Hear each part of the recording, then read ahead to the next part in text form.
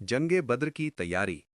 जब रसूल अकरम सल्लल्लाहु अलैहि वसल्लम ने सुना कि कुरैश का काफिला वापस मक्का की तरफ जा रहा है और अबू सुफियान ने जंग की तैयारी कर ली है, तो आप सल्लल्लाहु अलैहि वसल्लम ने सहाबा किराम रज़ियल्लाहु ताला अन्हो से मशवरा फरमाया।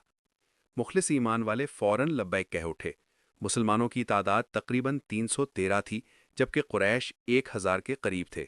मगर ईमान, यकीन और जज्बा जिहाद ने मुसलमानों को ताकत बख्शी। मैदान बद्र में अबू जहल का गुरूर व तकब्बुर।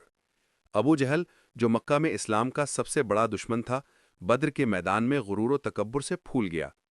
वो फख्र से कहता था, हम आज मुसलमानों को ख़त्म कर देंगे ताकि अरब में हमारी धाक बैठ जाए। वो ढोल बजवा रहा था और नारे लगवा रहा था कि आज कोई मुसलमान जिंदा नहीं बचेगा। जंग के दौरान उसका कत्ल। जंग के आगाज में ही अल्लाह ताला ने मुसलमानों को फरिश्तों की मदद से नुसरत अता फरमाई।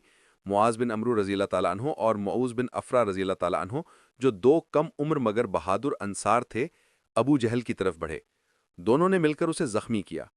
बाद में अब्दुल्ला बिन मसूद रज़ियल्लाहु ताला अन्हो ने देखा कि अबू जहल जमीन पर पड़ा है, मौत के करीब। उन्होंने उसकी तलवार लेकर उसका सर तन से जुदा कर दिया।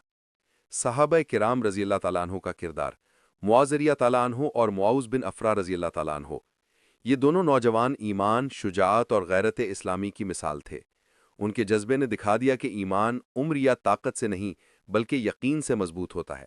उन्होंने अबू जहल जैसे बड़े काफिर को नेस्तो नाबूद करके इस्लाम के दुश्मनों को वाज़ेह पैगाम दिया कि हक हमेशा गालिब आएगा।